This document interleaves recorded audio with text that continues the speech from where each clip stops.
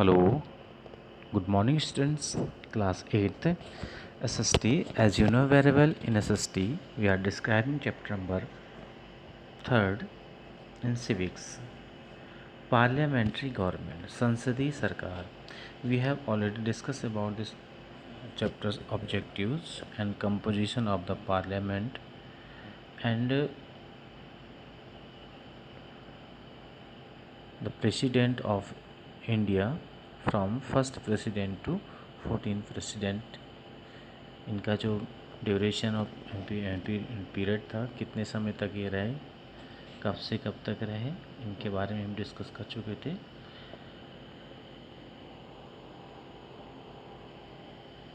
And president की powers कौन कौन सी होती हैं, ये भी हम डिस्कस कर चुके थे। आज हम डिस्कस करेंगे prime minister and the council of minister.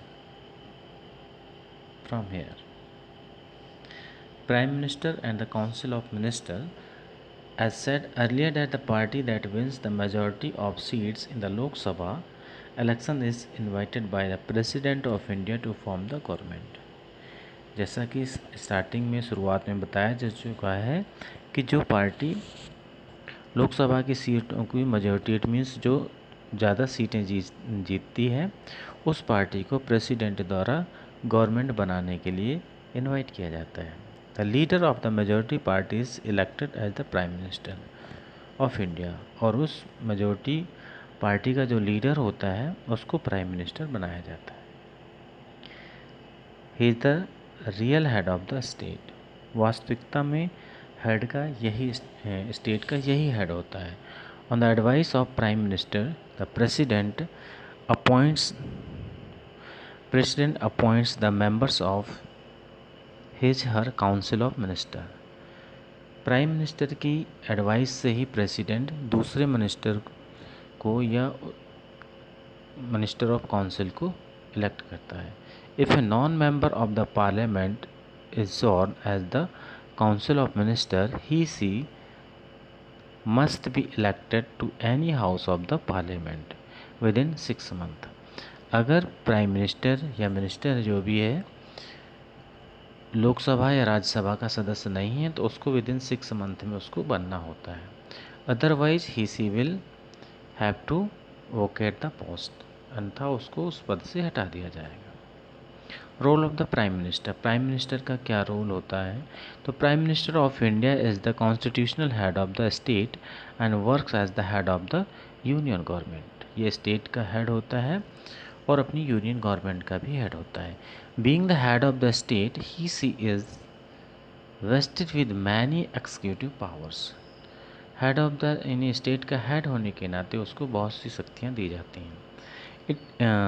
It is he see on whose will the president can dissolve the Lok Sabha.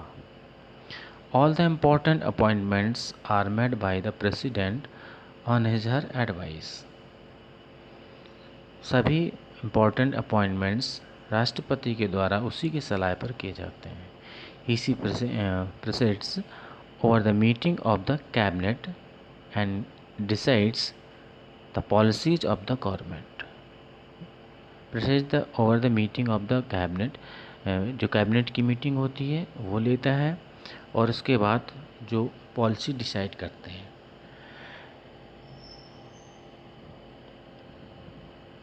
All ministers work under his her leadership, सभी जो मिनिस्टर मंत्री होते हैं वो प्राइम मिनिस्टर के leadership में ही under में काम करते हैं।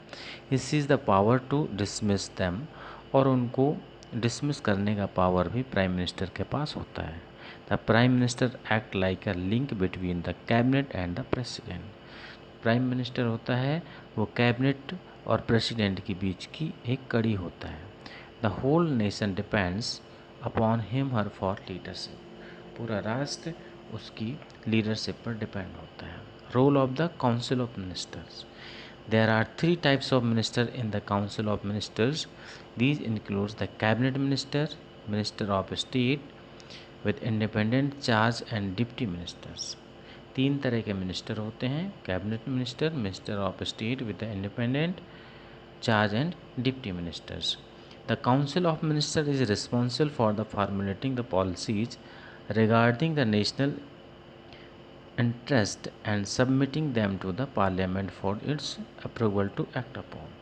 जो काउंसिल ऑफ मिनिस्टर होती है वो रिस्पॉन्सिबल होती है for the formulating the policy बनाने का जिम्मेदारी इसी पर होती है, जो नीतियाँ बनाई जाती हैं रिगार्डिंग द नेशनल इंटरेस्ट, और वो नीतियाँ राष्ट्रीय हित की होनी चाहिए।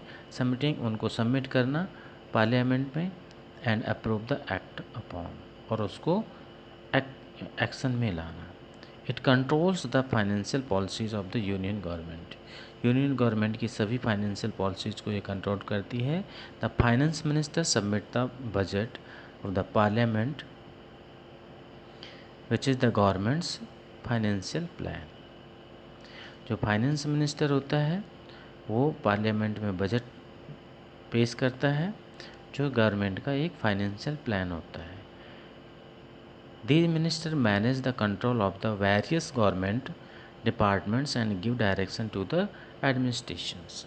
The Council of Ministers assists and renders advice to the President to exercise his functions. It also provides legislative leadership in the Parliament. Now introducing a bill in the Parliament. Parliament में विधेयक कैसे पास किया जाता है इसके बारे में हम नेक्स्ट वीडियो में डिस्कस करेंगे।